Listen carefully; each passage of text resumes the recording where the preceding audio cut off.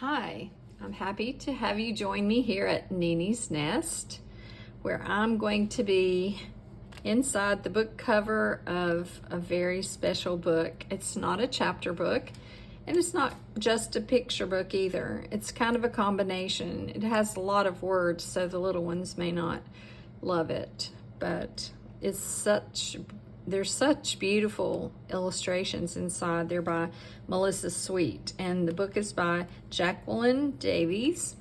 The title is The Boy Who Drew Birds, a story of John James Audubon.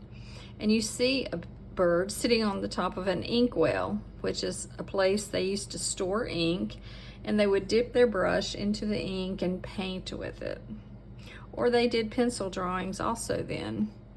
And this is a photo like from way back in his time of John James Audubon. Let's get that right. I had it backwards.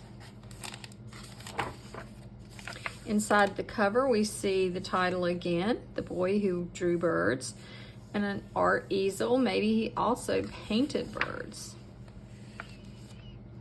I love this page because of the design here, and I really want to know what these are. Maybe we'll find out inside the cover. Look at that. That's just lovely. It was true that John James could skate, hunt, and ride better than most boys. True also that he could dance the minuet and the gavotte as if he had been born a king. He could fiddle, he could flirt, and he could fence. And fencing is a sport that used to be popular back in in the olden days, a long time ago. But what he liked to do best from sunup to sundown was watch birds. John James' happiest memories were of woodland walks with his father near their home in France. On these walks, Papa Audubon would talk of birds, their beautiful colors, their graceful flight, and most wonderful of all, their mysterious disappearance each fall, followed by their faithful return in the spring. Now right here, I'm seeing something that looks like maybe just a sketch that maybe John James did on some paper. But now John James was 18 years old, and he walked through the Pennsylvania woods alone, his father 4,000 miles away.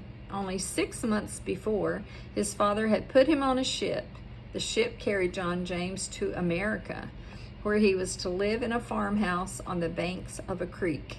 His father had sent him there to learn English, to learn commerce, to learn how to make money in America. But mostly he had sent away his only son so that John James would not have to fight in Napoleon's war. John James wondered if he would ever see his father again. And this just shows a map and his travel from France to America. He's headed right towards the New York harbor right there. It was April in Pennsylvania, and slashes of snow still lay in deep hollows. John James splashed across the icy creek. He scrambled up the bank and approached the limestone cave, wondering what he would find today. Just the empty nest of a pooey bird, as he had found the last 5 days. Or would there be a flurry of wings greeted John James? The pooey flycatchers had returned. The female bird flew out of the cave like an arrow shot from a bow. The male bird, larger and darker, beat his wings above John James' head and snapped his beak. Clack, clack, clack. John James ran out of the cave and crouched next to the creek. He watched as the birds dipped and soared, snapping up mayflies in flight. Are these the same pooies who built the nest last year? He wondered. Where did they spend the winter? Where will they return next spring? Look at these beautiful illustrations that Melissa did. John James ran home through the woods. Madam Thomas, Madam Thomas, he shouted, bursting into the farmhouse kitchen. Il y a des sauts? That's my best French. I don't know what it means. In his excitement, his words tumbled out in French. Mrs. Thomas was the housekeeper Papa Audubon had hired to take care of Millgrove, his American farmhouse. She pointed her long wooden spoon at John James' muddy shoes. He quickly took them off and placed them by the fire to dry. Birds, he said. I see birds, too. In cave. Beautiful. Mrs. Thomas frowned. She was fond of this energetic French boy, and yet she had to admit that he was something of a cracked pot. Birds, always birds, from the moment he woke up in the morning to the moment he closed his eyes at night. He thought only of birds. It was strange for a boy his age. Master Audubon, she scolded, thou wouldst do well to do God's work by tending the farm more and chasing after birds less. And here's that French that I said as best I could on the other side of the page when I was reading. I did take French in high school, but it's been a long time. Now look at this lovely page.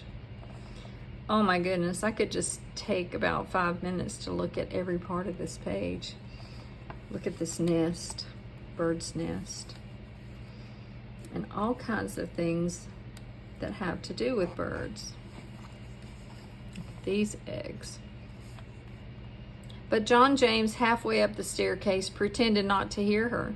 He climbed straight to his attic room, his musée, he called it. Every shelf, every tabletop, every spare inch of floor was covered with nests and eggs and tree branches and pebbles and lichen and feathers and stuffed birds, redwings and grackles, kingfishers and woodpeckers.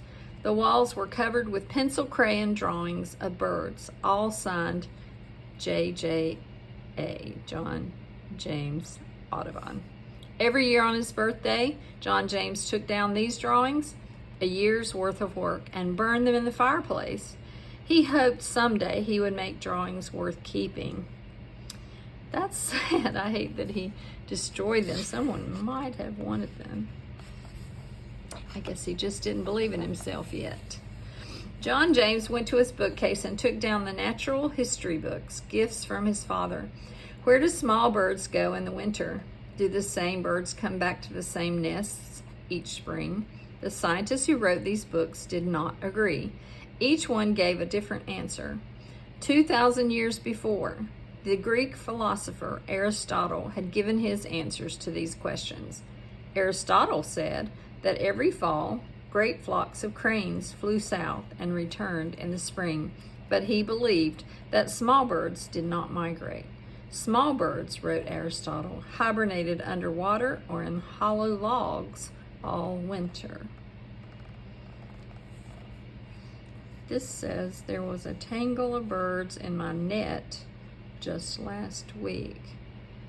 I don't know if that's supposed to be John James or not.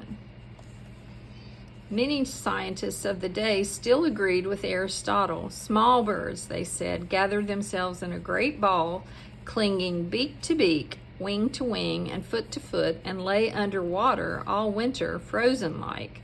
Fishermen even told stories of catching such tangles of birds in their nets. John James had never, ever found a tangled ball of birds under the water. And he did not believe everything the scientists said. While some of them believed that birds transform from one kind into another each winter, and one scientist claimed that birds traveled to the moon each fall and returned in the spring. He said the trip took 60 days. To the moon, what do you think about that? I tend not to believe that myself.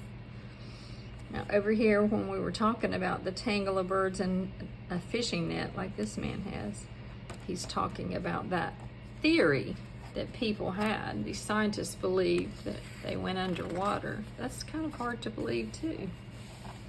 John James had never spent much time inside a classroom, and he had failed every exam he had taken in school. But he considered himself a naturalist. He studied birds in nature to learn their habits and behaviors. I will bring my books to the cave, John James decided, and my pencils and paper. I will even bring my flute. I will study my cave birds every day. I will draw them just as they are. And because he was a boy who loved the outdoors more than the inn, that is just what he did. In a week, the birds were used to him. They ignored him as if he were an old stump. They carried bits of moist mud as he drew with his pencils. They brought tufts of green moss as he read his French fables. They gathered stray goose feathers from the banks of the creek as he played songs on his flute. Soon the dried brown nest had become a soft green bed, and John James had learned to imitate the throaty call of the birds. Phoebe, Phoebe.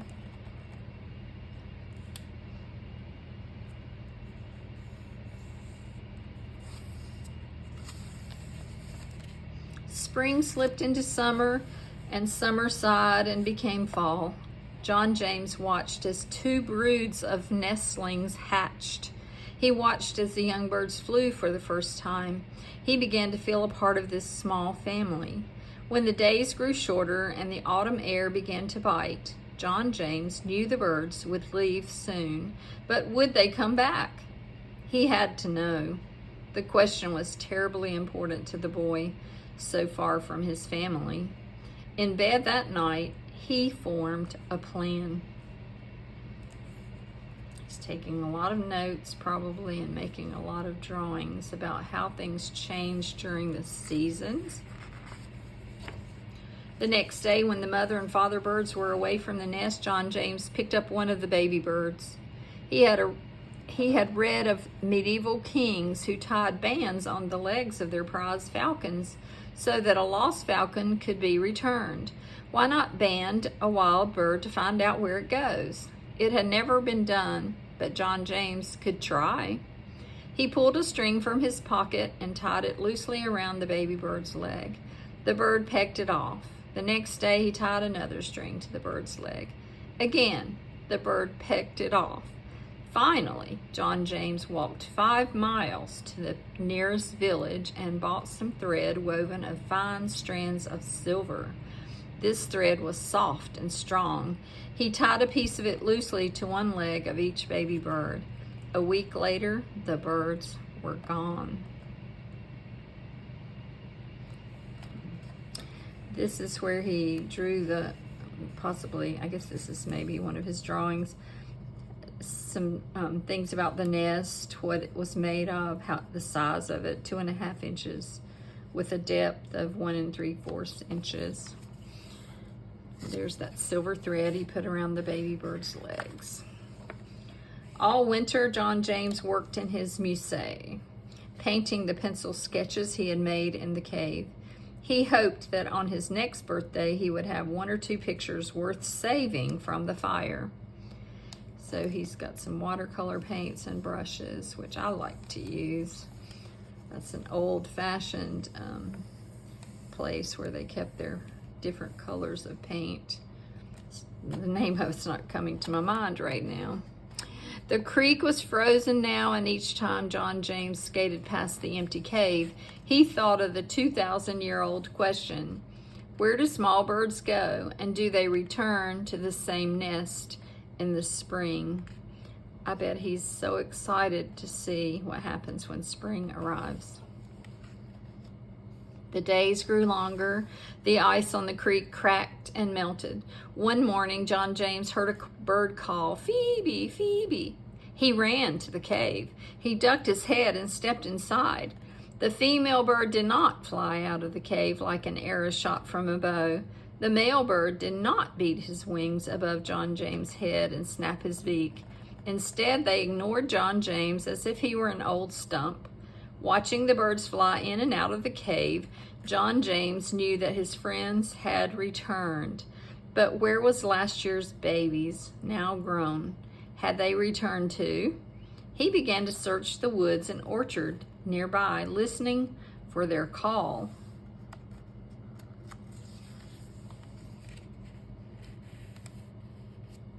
Out in the meadow inside a hay shed, he found two birds building a nest. One wore a silver thread around its leg. Up the creek under a bridge, he found two more nesting birds, and one wore a silver thread around its leg. John James wanted to shout, "Yes! The same birds returned to the same nest, and their children nest nearby." But who would have heard him? "I will write to my father," he decided. "I will tell him what I have learned in America. And when I am older, I will find a way to tell the whole world." He ran back to his house to gather his pencils, paper, and flute. As he ran, he called back to the birds, "Phoebe, Phoebe." This is his letter to his papa. This is some historical information about John James. Banding a bird, tying a marker around a bird's leg to track its movement, was an innovative idea in his time. In fact, in 1804, John James became the first person in North America to band a bird. His simple experiment helped prove a complex theory that many birds return to the same nest each year and their offspring nest nearby. This behavior is called homing. The rest of the world learned of Audubon's experiment when he wrote about it in his book, Ornithological Biography.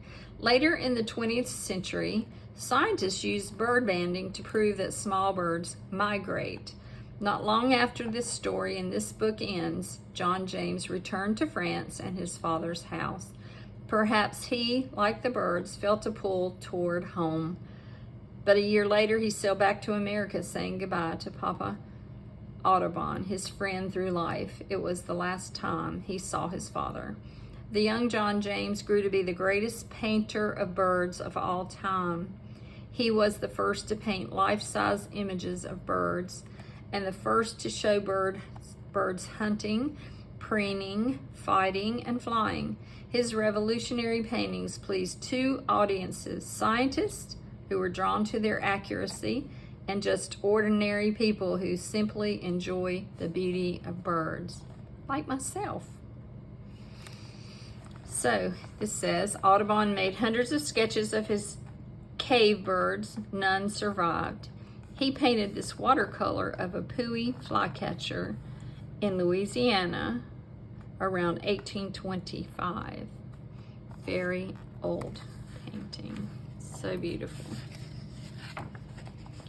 And then on this page we have where some of the facts came from for this book. And on this side is a note, author's note. So the author, Jacqueline Davies, wanted to give you some notes. In writing this story, I relied primarily on John James Audubon's own account in Ornithological Biography, that's his book, and Shirley Straczynski's Audubon, Life and Art in the American Wilderness. Nearly every detail included in this story is documented in these two books. Audubon did burn many of his early drawings on his birthday. Where he purchased the silver thread is a matter of speculation.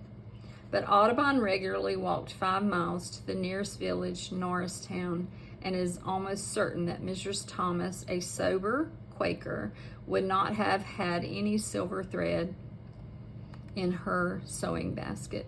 Whether or not Audubon read the works of Aristotle is open to question.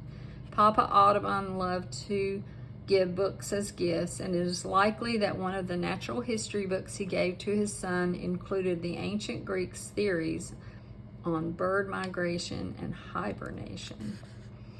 Look at these lovely drawings of flowers and birds down here. This is notes from the illustrator.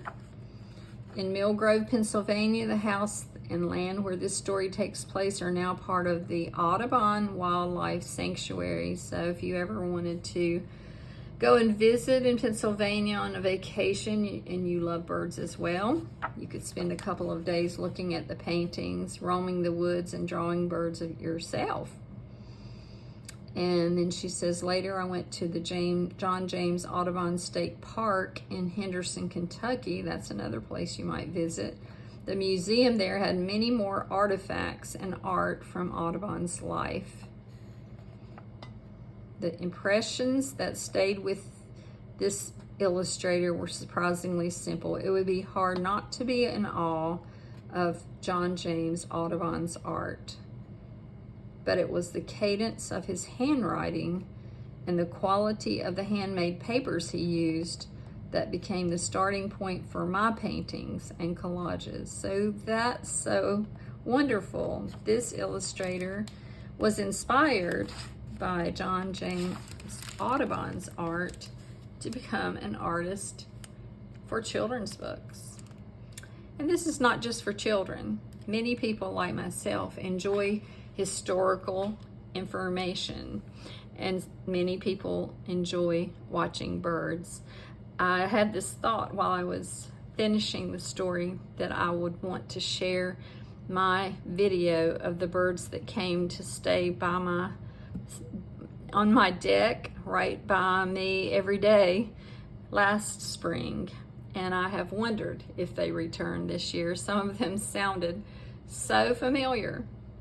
So thanks for being with me, and be on the lookout for a unique bird sound, or something you could draw. You could be an artist too. Have a great day.